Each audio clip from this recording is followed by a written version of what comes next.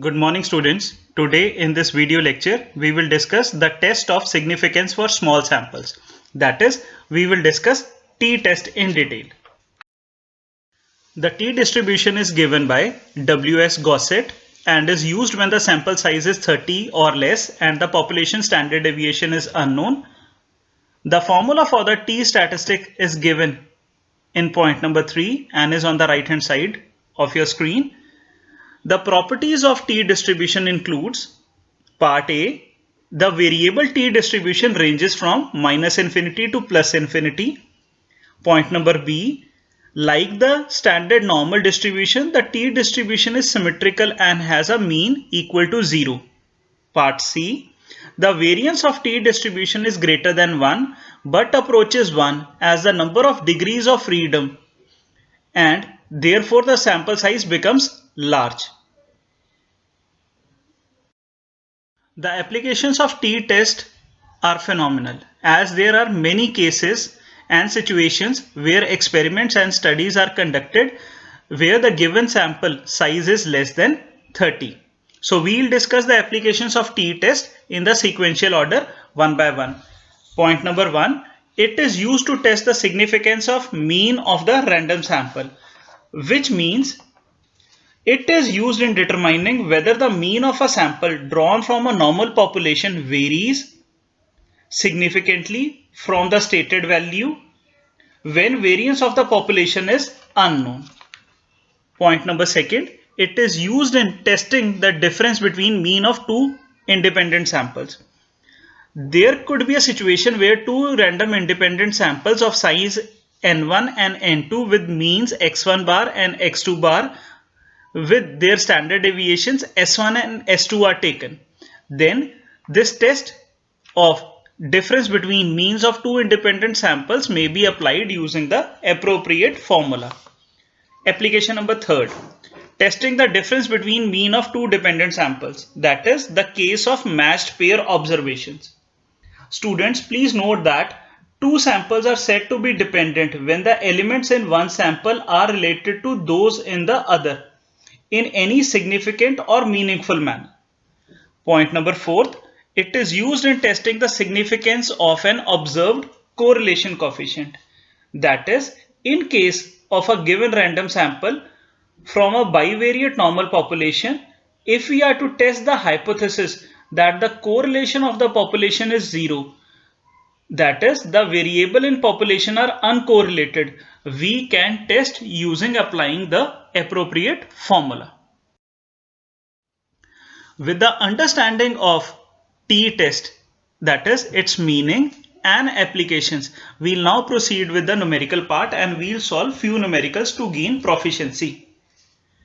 Question number 1, which is on your screen, relates to a random sample of size 16 has 53 as mean. The sum of square of deviations taken from the mean is 135. Can this sample be regarded as taken from population having mean as 56? Students, please note in the summarized form what we are given in the numerical. The number of observations are 16 and the sample mean is equal to 53 and the population mean is equal to 56, which we are supposed to validate, and the sum of square of deviations is equal to 135. So based upon the information which is given in the numerical, we'll solve it further. We'll take the hypothesis, that is the null hypothesis, with the proposition that there is no significant difference between the sample mean and hypothetical population mean. And we'll use the t-test and the given formula which is on your screen. That is, we'll use this formula, where the value of S can be calculated by using the formula which is narrated here. So the value of sum of square of deviations is equivalent to 135. So we added over here, and the number of observations in this case is 16. So we'll calculate n minus 1. 16 minus 1 is equal to 15. When 135 is divided by 15, it leads to a value equivalent to 9, and the square root of 9 is 3. So what we have deduced, students, till now, the value for S which will be used to identify the calculated value of T. So we'll proceed now with the calculation of T value. And we'll substitute the values which are given to us in the numerical in the formula which we have written earlier, and we'll get an expression of this kind. So we'll solve this expression further. The double parallel lines are known as mod. Mod is taken to reduce the minus sign in case if it exists. 53 minus 56 is equivalent to minus 3, and the modulus of minus 3 is equal to 3. So 3 will be divided by 3 in the former part, and in the later part the square root of 16 is equivalent to 4. So when 3 is divided by 3 and the value is then multiplied by 4, you get the T calculated value equivalent to 4. Then we'll calculate the degree of freedom. The degree of freedom is given by the formula n minus 1. So the number of observations in this numerical are 16. 16 minus 1 is equivalent to 15. Students, please remember that the T calculated value is equal to 4. Now we'll identify the table value for T for the degree of freedom equal to 15. Please students remember that in case the level of significance is not given to you, 5% level of significance as a journal precedence is to be taken. So we'll calculate the table value at 5% level of significance for degree of freedom equal to 15, and the T table value is 2.73. Students, I hope you must be knowing and remembering the concept of reading the T table. Now the journal principle to validate the test situation is when the T calculated value is less than the T table value, then only in all such cases the hypothesis will be selected and accepted. In our case, the numerical which we are doing, the T calculated value is 4 and the T table value is 2.73. 4 is greater than 2.73. So in our case, the null hypothesis gets rejected, which can be summarized as the sample which is taken in the numerical has not come from the population having a mean equal to 56. Now we will proceed with question number 2. In question number 2, there is a situation where there are two laboratories A and B which carry out independent estimates of fat content in ice cream made by a firm. A sample is taken from each batch of manufactured ice creams and the following lab results were obtained. So we understand what are the lab results. The number of observations are 10. The mean of laboratory A is 6.7. The mean for laboratory B is 7 and the value of S is 1.734.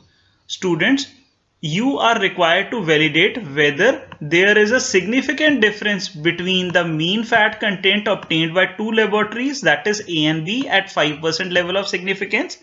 So we'll proceed with the solution. So firstly, we'll propose the null hypothesis for this case. The null hypothesis for this case is that there is no significant difference between the mean fat content obtained by two laboratories, that is A and B.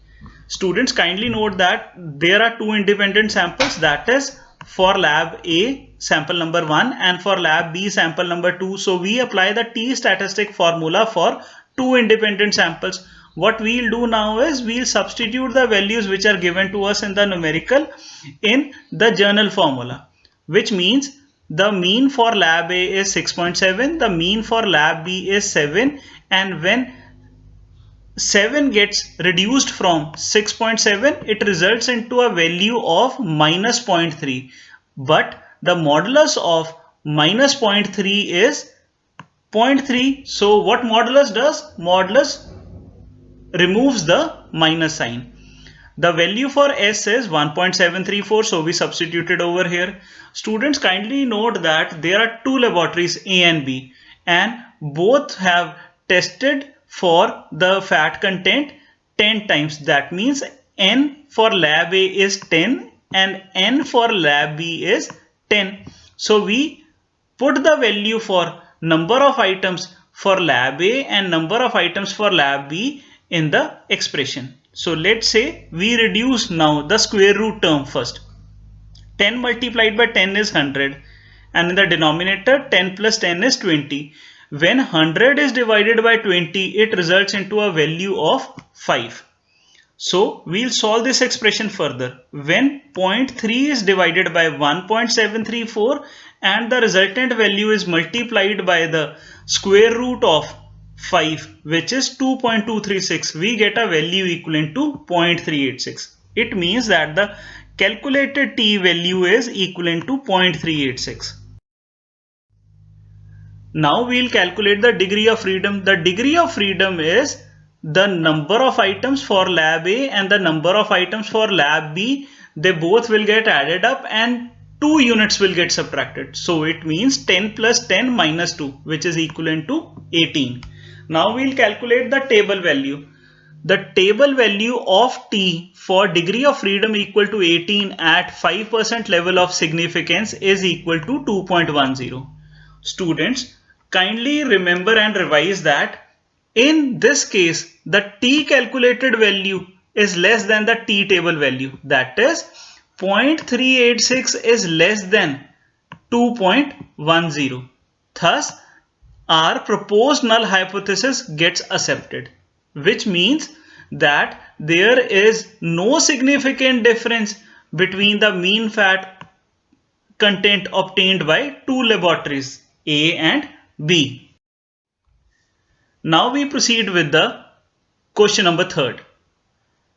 A medicine is given to 10 patients and their increment in blood pressure were recorded, which is given as follows. Is it reasonable to believe that the medicine has no effect on change of blood pressure at 5% level of significance? Students, please note that we are now doing the case of paired observations. That is, we are doing the case of dependent sample. In the numerical, the increment values are given to us and the increment values are nothing else but the difference.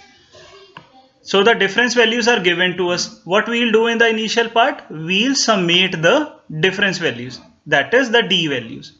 What it means is when 3 plus 6 plus minus 2 plus 4 plus minus 3 plus 4 plus 6 plus 0 plus 0 plus 2, it will lead to a value equivalent to 20. We will calculate the D bar. The D bar is summation D divided by the number of observations.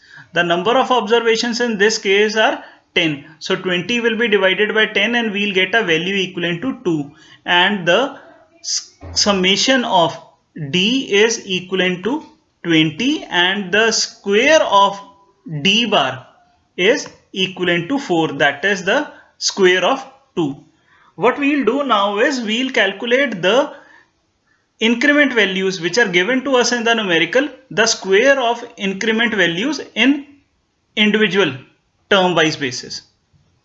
That means the square of 3 is 9, the square of 6 is 36, the square of minus 2 is 4, the square of 4 is 16, the square of minus 3 is 9, the square of 4 is 16, the square of 6 is 36, the square of 0 is 0 and the square of 2 is 4. What we will do next is we will summate the increment square values on individual basis which we calculated recently. So summation D square is equivalent to 130. How we have achieved? We have added all these values together.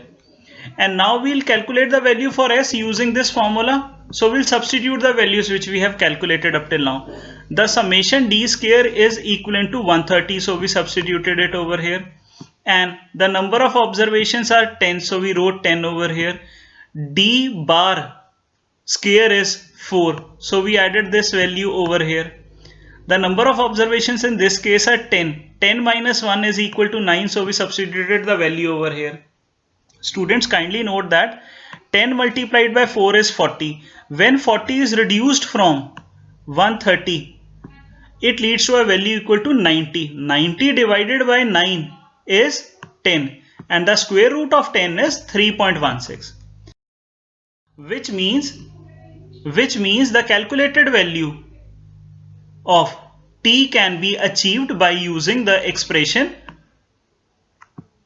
And what we'll do now is we'll substitute the values which we have calculated so far. D bar is equal to 2, N is 10, the value for S is 3.16, the square root of 10 is 3.16. When 3.16 is divided by 3.16, it nullifies each other and becomes unity. 2 multiplied by 1 is 2. So the T calculated value is equivalent to 2. The degree of freedom in this case is N minus 1. 10 minus 1 is equivalent to 9. So we'll calculate the table value now. The T table value for degree of freedom equal to 9 at 5% level of significance is 2.26.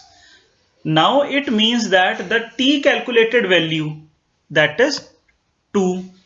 2 is less than 2.26, which means our supposition that T calculated value is less than T table value is true. Thus, the null hypothesis is accepted, which means the medicine has no effect on change of blood pressure.